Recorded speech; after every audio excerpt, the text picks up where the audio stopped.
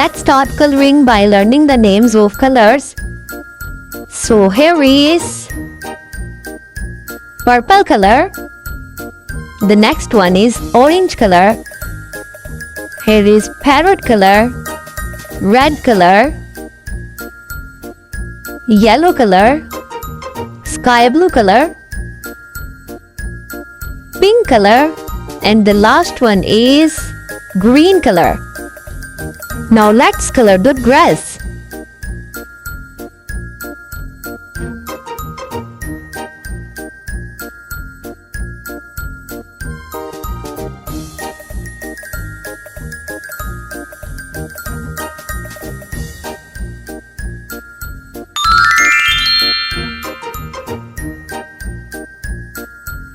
How many dresses can you see here?